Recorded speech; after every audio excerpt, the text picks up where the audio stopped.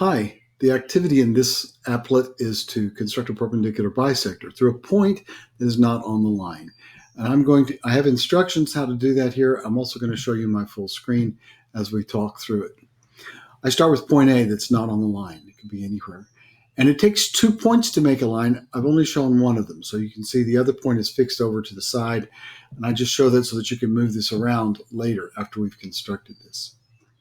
We're going to start by making a circle with center at A, and it goes through this point that's given on the line.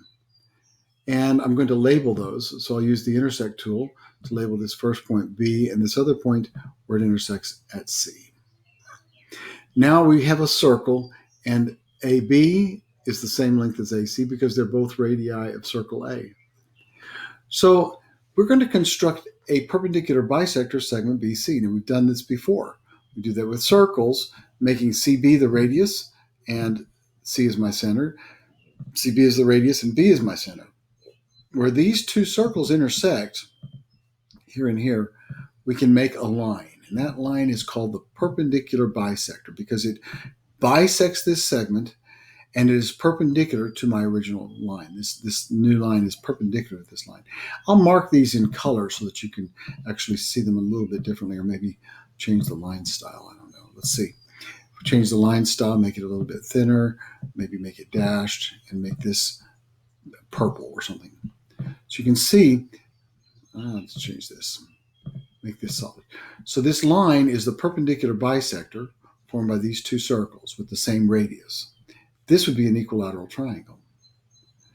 And point A, you can see, if I can move point A around, I could make it down here to where this is an equilateral triangle, but it doesn't have to be. It can be somewhere on that. I can also move point B around. So I can make it slant sideways or some other ways, or move it backwards and forwards, and it still stays the same. The question I have for you is, what if I chose any point on this perpendicular bisector, this purple perpendicular bisector, I might say, and I combine it with segments A and B to make a triangle? What kind of triangle is that, and why? You could say, if it was at A, you could say, well, they're both radius of a circle, but they're not. It could be anywhere along here, and it's going to be true that these will be the same kind of triangle. What kind of triangle is it, and why? That's your question. So good luck and success.